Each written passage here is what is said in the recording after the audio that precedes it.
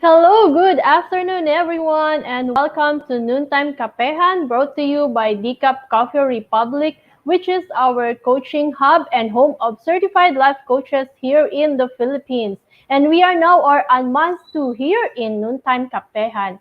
Our daily coaching conversation, reliving the Kapehan Night by Master Coach A, where she talks about life, love, relationship, money, career, and anything under the sun and including the sun, of course. Kapehan Night used to come in live on floor and via FB every Tuesday night until the pandemic happened. So if you are one of those who were able to attend the Kapehan Night with us every Tuesday night at 7 p.m., write down on the comment or on our chat box that you were one of those guests who benefited from attending the Kapehan Night and mingling with the coaches.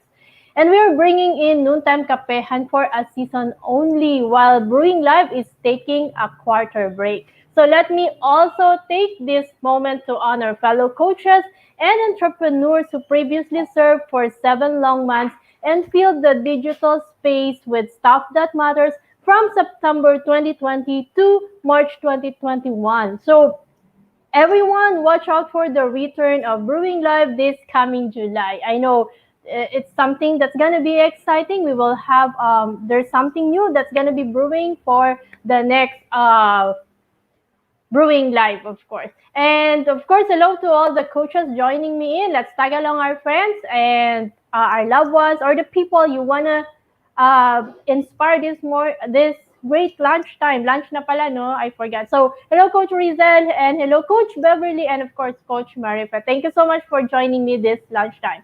Today is, of course, the 1st of May. Oh, it's my birth month. And it's May 1, 2021, and on this day, we have a great news for you, and we are so excited. We are birthing Be Learning e-card that unlocks your opportunities to smarter living with monthly perks. So the first is 5% food and beverage discount from Decaf Coffee Republic. Second is Mental Modern Masterclass by Master Coach A. And third is a 90-minute coaching session by coaching entrepreneurs from Life Coach Philippines. And of course, for this month, it will not be complete if the Mental Modern Masterclass will not have a class, of course. So the first Mental Model Masterclass is scheduled on May 15 at 7 p.m. with Master Coach A. She will be teaching us the Goal Achievement Mental Model. So learn how to unleash your 4 superpowers from intense focus and discover how champion goal setter Elon Musk modeled the art and science of goal achievement that fundamentally changed the trajectory of the human race. So today, Musk company SpaceX is leading humanity to becoming multiplanetary. So connect with Coach Rezzhel at 0917-586-1661 to register and get your Be Learning e-card today. So I'm really excited for this new concept wherein you already avail of the food or you get a discount and still you get a master class from Master Coach A. This is something this is interesting, the unleash your 4 superpowers. Di ba minsan it's so hard for us to focus, and of course being able to learn how to focus and of course know the science behind goal achievement and change the trajectory of your life. So come on, everyone. Just connect with us or, with, of course, with Coach Rezzhel at 0917-586-1661 to avail of the Be Learning Card. Siyempre, mag-avail din kami, di ba? So, unahan po tayo. Limited cards lang po kasi yung lalabas. So, we're inviting everyone to connect with us now. So moving on for today's episode, I will be sharing to you coming to terms with our regrets, the positive side of it. Diba, if you come to think of it, yung goal achievement natin is sometimes affected by the regrets that we have. So please do tag your friends, share this video link, and invite others to join our conversation. And if you are watching this on a replay, comment #replay and do let us send us a message if you wish to connect with any points that resonates with you. Of course, the YouTube link where you can find the replay of all the episodes of Noontime Kapehan is found in the caption of this video. Please do follow and subscribe to the channel so you'll be notified of all the future videos to stock your digital space with valuable content. You can also find the YouTube link at Coach AI Connect. So look for that in YouTube, and then follow it so that you get notified whenever there is a new video which is being shown. Hello, Coach Lean. Of course, thank you so much for joining. And yes, we also have Mayor Leonard. I saw him earlier. Coach Trisha, and of course, Miss Lady Jen. Thank you so much for joining me this afternoon. And for those of you who, of course, Joanna, hello, thank you so much for joining.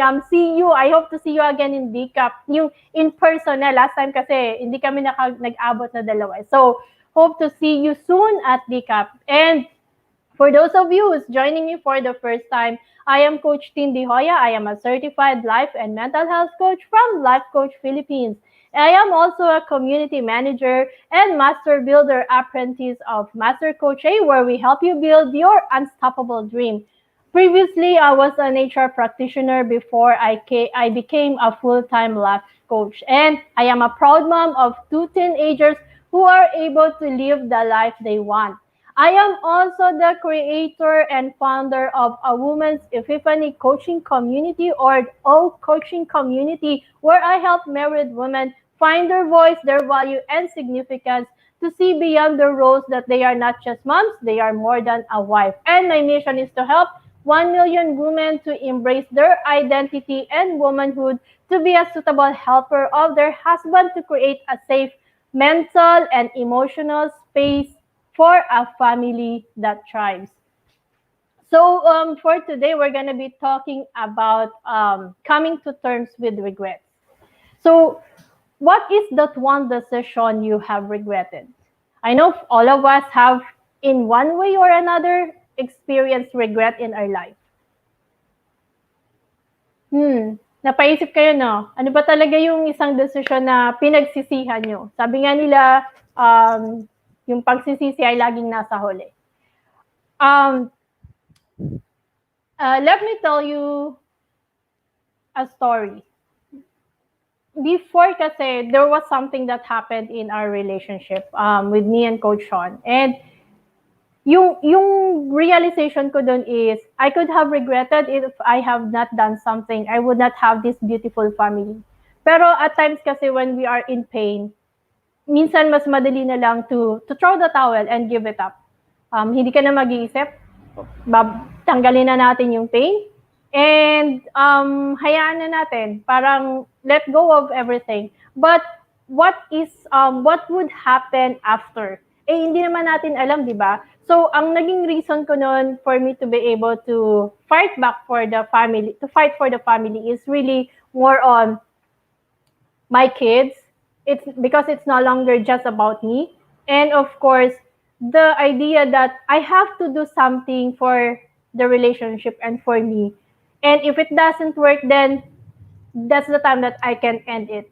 Hindi yung basta ko lang siya i-end, because I don't also want to come into a regret na I did not do anything for the relationship.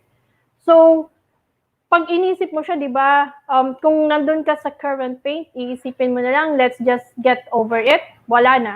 I remember one story maybe you can relate. There were actually 3 friends who traveled to Paris and stayed in a big hotel. They were assigned to the 60th floor. And in the hotel that they were staying in, there is a rule that at 12 midnight, the elevator will shut off for security reasons. So the next day, these 3 friends roamed the city and enjoyed the sights and sounds and forgot the time. So they rushed back to the hotel, but got in late. So there was no other way up but to use the stairs. Remember, they are on the 60th floor. They were billeted on the 60th floor. So they were very tired. But one of them came up with the idea that, hey, for the first 20 floors, I will be the one to tell jokes to keep us going. And then the other one could say wise stories for the next 20 floors. And finally, we will cover the other 20 floors with sad stories. So one of the friends started with the jokes. With laughs and joy, they reached the 20th floor. Now, the other friends started saying stories that are full of wisdom, so they learned a lot while reaching the 40th floor. Now it's time for the sad stories. So the third friend started saying, my first sad story is I left the key for the room in the car. Come to think of it, this story resembles our life cycle. For the most major part of our life, we usually spend time in joking and enjoying what is out there. Diba? After graduation, you started living the life kasi na-experience mo na yung freedom. Freedom to do what you want. Somehow, growing up in the Philippines, diba? Medyo nakakalabas lang tayo sa lungga natin pag we are already working. We are already able to do what we wanted to do. Wala na tayo sa sa control ng parents natin. So the initial reaction would be to have fun in life. Then after we reach a certain age, we get in our jobs, we get married, have kids, and this is the time we use our wisdom. We change. Nagkakaroon na tayo ng mga mindsets on how to keep the relationship, how to provide for the family. So nag-iiba yung trajectory ng life. When we reach 40, we finally see the white hairs and begin to think that my life is coming to an end. And at times, here comes the sadness. We start regretting all the things that we should or shouldn't have done in our youth. Sabi ni Coach Lee, yung plan mo na idlip lang tapos naging tulog. So regret yun, Coach Lee. Oo, kasi may ganyan din akong moments. Yung moment na may gagawin ako pero naiidlip ako. So idlip lang akong 5 minutes tapos napahaba ka na pala ng tulog, no? So yun. Hello, Coach Glacy. Thank you so much. And I'm seeing Lead Manila Main. Hello, thank you for joining us. If this is your first time joining us, welcome of course to Time Kapehan. So yun daw yung regrets natin. Yung kung kailan nasa yesteryears na tayo, saka natin nararamdaman yung regret. And of course, regret can seriously damage our mental health. It can all be consuming and it can destroy lives. Depende kasi kung paano mo tinitingnan yung regret eh. Regret makes us feel we cannot move on and it sucks out the joy and fulfillment from our days.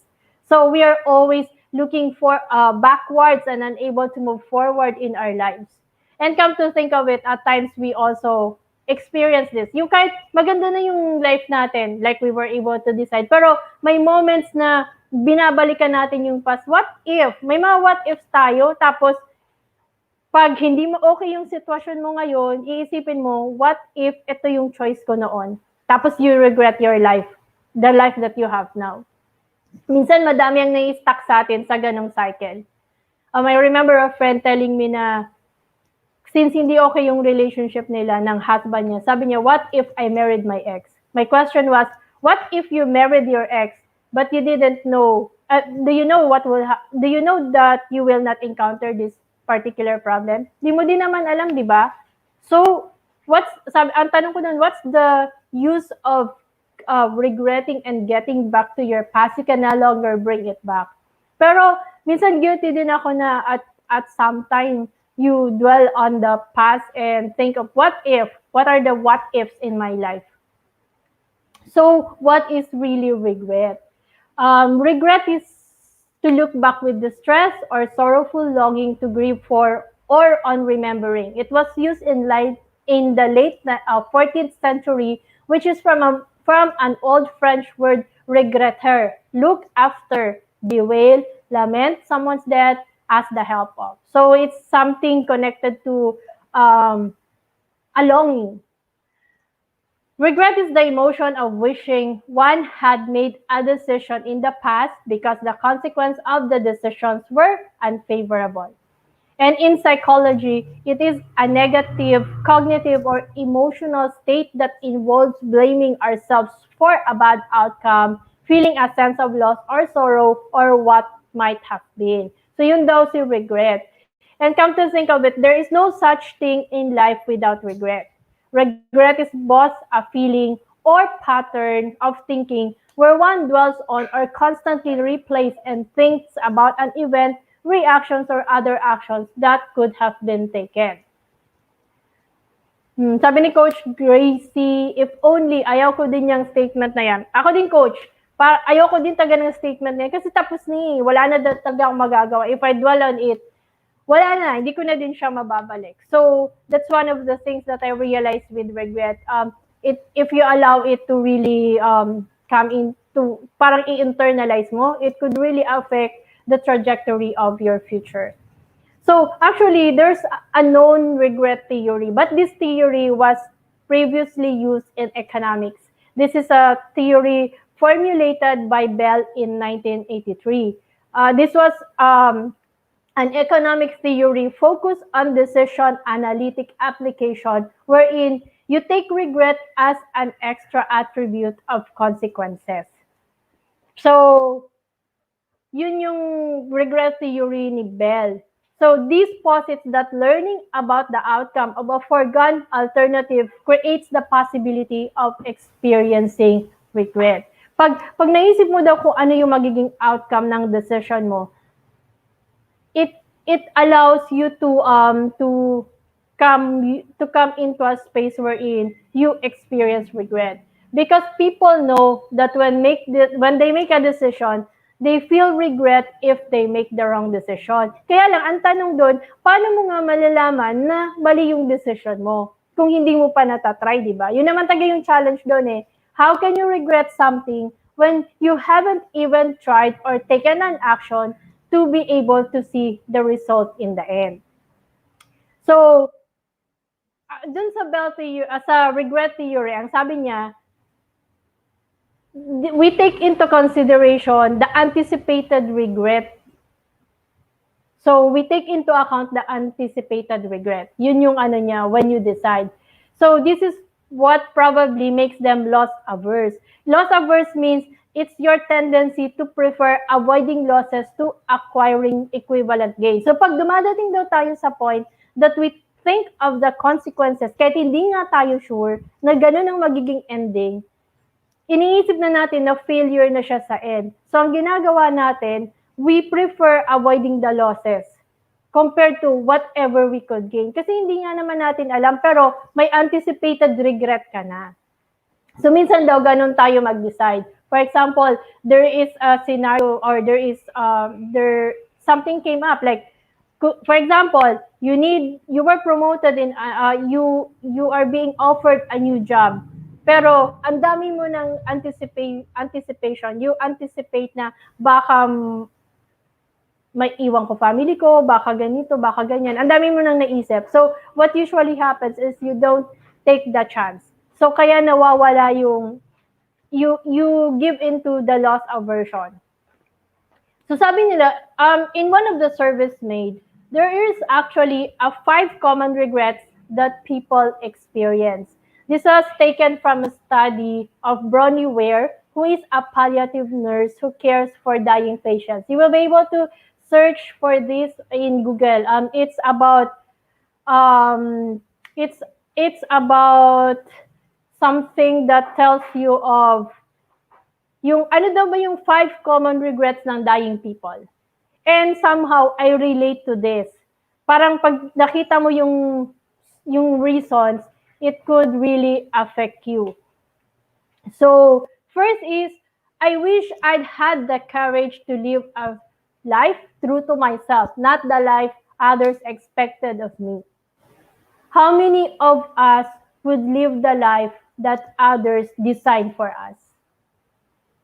How many of us live the life where we give in to what the society have set? The standards that they have set. How many of us live in a space where we do what other people would say because we are comfortable, kahit hindi ka masaya? So that's one of the reasons daw why people live with regret. Second is, I wish I hadn't worked so hard. Di ba, pag nasa ano ka pa lang, pagka-graduate mo, ang dami nang nasa isip na, I wanna work, I wanna earn a lot. So you work so hard. And some of us can really go into that na talagang mataas yung sahod, we live the life that we want, pero temporary lang pala siya. Along the way, we lose the relationships that we have. So that's also one of the regrets na kung kailan nagtrabaho, tapos nung nagkasakit na, saka nag-regret, sana pala hindi ako masyadong nag-focus sa work, or I have work but I have also enjoyed my life, enjoyed my relationship. So that's also one of the reasons daw that people regret. And then the third is, I wish I've had the courage to express my feelings. Ito yung sana sinabi ko yung pakiramdam ko. So yung mga single dyan, kaway-kaway, pwede naman daw sabihin, lalo na yung guys, pwede naman daw sabihin, sana sinabi ko yung feelings ko dun sa taong yon. Ito daw yung isa sa mga reason why people also regret. Pwede ba yun? Paano kung di mo sinabi? Pero naging kayo pa yun. Iba na talaga yun, ibang usapan. So, teka lang, Coach AP, andito ka ba? Yan, andito si Coach AP. Coach AP, sabi niya, wish I had the courage to express my feelings. Ikaw taga naisip ko dito. And then, of course, I wish I had stayed in touch with my friends or family members. Because you were so busy with life, you lost touch with the people you love, with the relationships that should have mattered in your life. So this is also one of the common regrets of dying people. And I wish that I had let myself be happier. So come to think of it, these five are really connected. Kasi one way or another, we are able to give up some of the things that matters in our life. So when you wanna get over your regret, or how you can come to terms with your regret, there is what we call, Coach Glacy, para kanino yung kung sana bumitaw ako agad? Ayan. Napaisip tuloy ako eh. Parang, wait lang, usap tayo mamaya.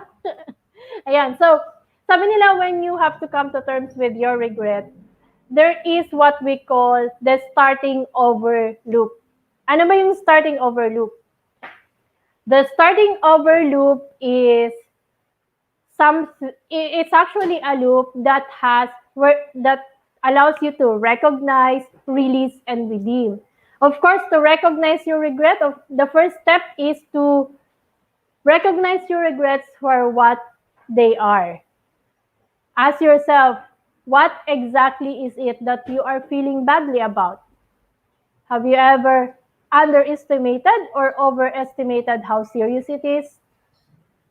What power does it have or not have to affect your future?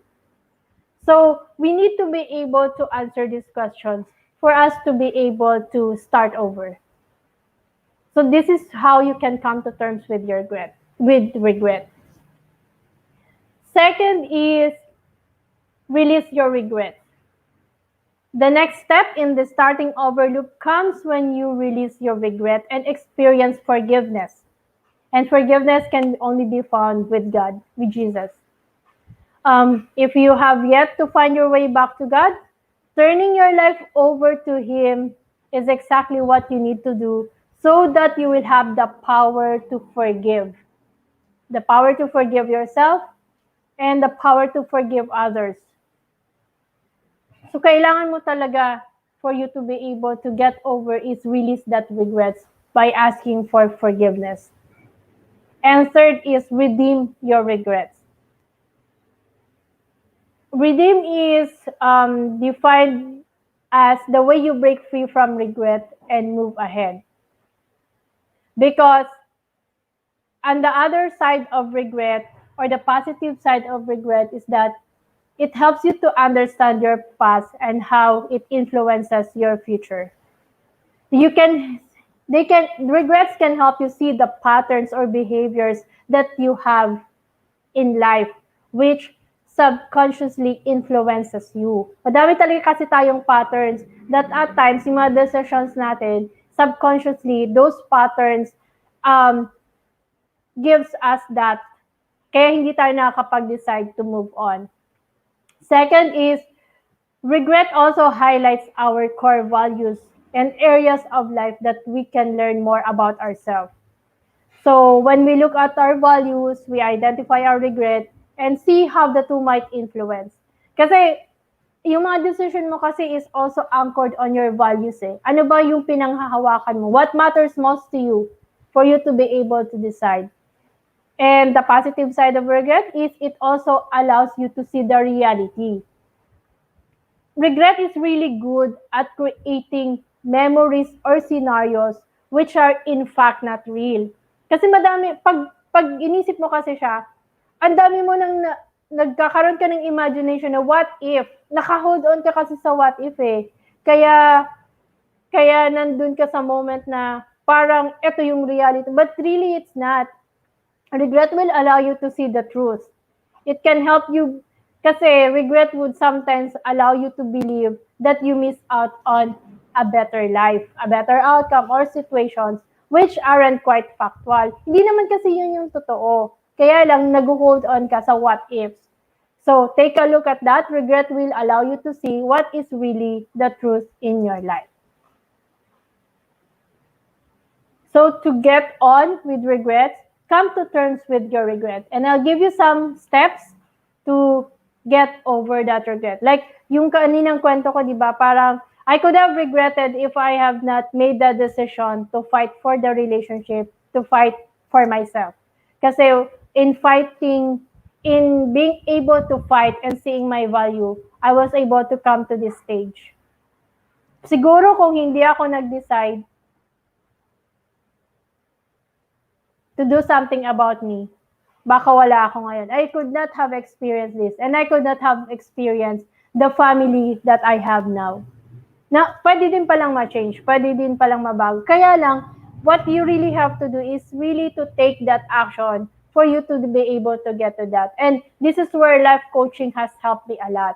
So if you are someone, if you are married, if you're a mom, if you're a wife, and you are in a stage na ang dami nang nangyayari sa buhay mo na at times you feel you regret the decision that you married or that you are caught in that situation, join me in my community. Look for it's a woman's epiphany coaching community. I have a lot of resources there that could really help you find your value, find yourself, regain yourself in the process so that you can live a life, a beautiful life with your family. Kasi pwede naman po talaga. And I am a product of that.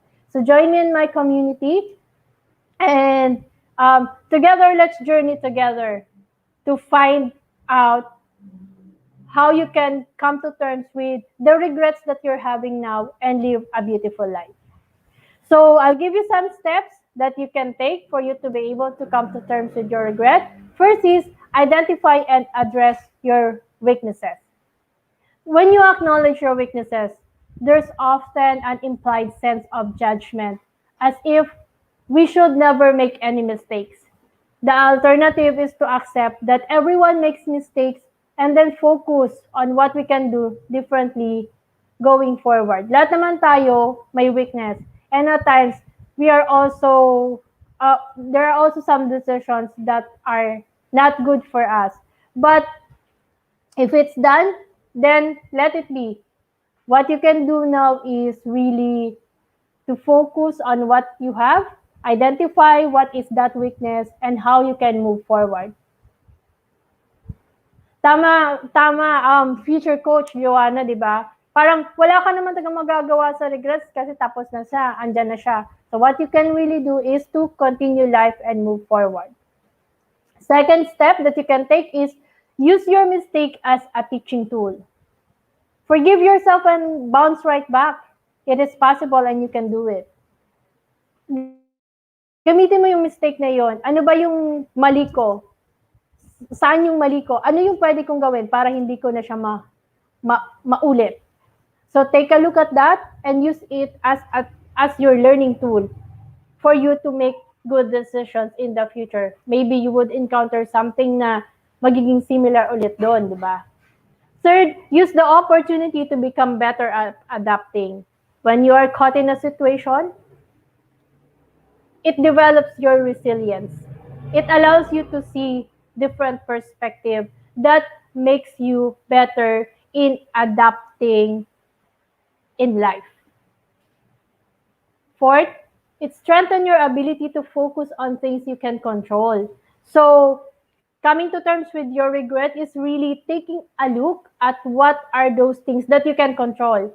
Yung mga bagay na pwede mo pang hawakan. Wag na kasi 'di ba mahirap din na naka-focus ka dun sa regret. Eh hindi mo na nga makokontrol kung ano man yung mga naging actions mo dun kasi tapos na. So, what matters now is for you taking the action to focus on the things that you can control that could still help you change the direction of your. Thank you, Coach Glacy, for sharing the link to a Women's Epiphany coaching community. So do not focus on that mistake, but instead get that focus back in getting the control of your life. Yun na lang kasi ang pwede mo talagang gawin. And then fifth is embrace impermanence. Remember, nothing is permanent in this world, even as we are just here temporarily. So what you can do is embrace that impermanence. With that impermanence, it will allow you to just enjoy the moment, the life that you have now, and you're moving forward so that you can enjoy it and have the joy that you have been wanting instead of kasi wala din tayong control sa permanence eh. Anytime we can go. Mas gusto mo ba na naka-hold on ka doon sa past na hindi mo na nga mababalik? Or doon tayo sa, yes, nothing is permanent. We focus on that thought that nothing is permanent and we move forward to be able to get the life that we want. And 6 is, get better at accepting responsibility. It allows us to be more responsible with the decisions that we make in life. Because, yes, regret is painful, but there are also lessons learned. Kaya nga kanina, use it as a teaching tool, di ba? Because whatever we decide in life, there are always consequences. And the consequences, we don't know whether if it's good or bad. But you being able to decide and take action will allow you to respond positively on whatever life brings and accept that there are really some things in life that stays like that. And coming to terms with your regret is also challenging your thinking. Do not stay on the idea that life should always be ideal, life should always be perfect, because nothing is perfect. Every day we take risks.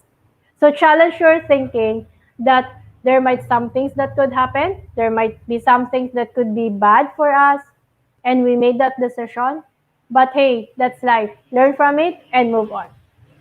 There's a quote that reads, success is often the result of taking a misstep in the right direction. So if your mistake propels you toward a better future, then it's actually a blessing in disguise.